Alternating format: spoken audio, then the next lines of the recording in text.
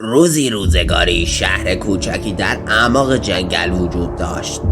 گفته میشد که این شهر نفرین شده است، زیرا در هر ماه کامل اتفاقات عجیبی رخ میدهد.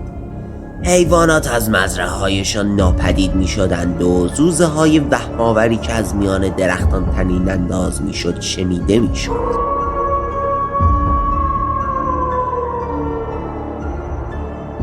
بسیاری از مردم در شب‌های ماه کامل از ترس امنیت خود از شهر دوری می‌کردند.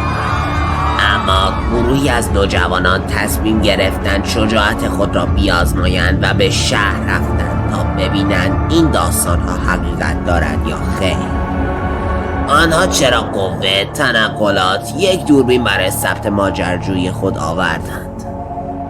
وقتی در خیابان‌های متروک قدم می‌زدند، نشانه‌های عجیبی را روی دیوار دیدند و زمزمه‌هایی را در باد شنیدند. ناگهان صدای قدم‌هایی پشت سرشان پیچید. آنها برگشتند و چهره‌ای سایه‌دار را دیدند که در سایه‌ها کمین کرده بود. گروه شروع به دویدن کرد، اما این چهره به تعقیب آنها رفت. آنها می‌توانستند نفس آن را روی گردن خود احساس کنند و صدای قرقرهایش را که نزدیک و نزدیکتر میشد بشنوند. نوجوانان با سرعت در میان جنگل قدم میزدند و هرگز به عقب نگاه نکردند تا اینکه به لبه شهر رسیدند.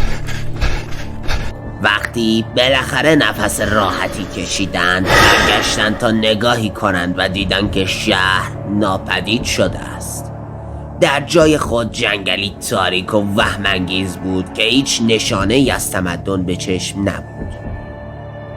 نوجوانان متوجه شدند که توسط یک موجود شیطانی که شهر نفرین شده را تسخیر کرده بود فریب خوردند و دیگر هرگز به جنگل نزدیک نشدند.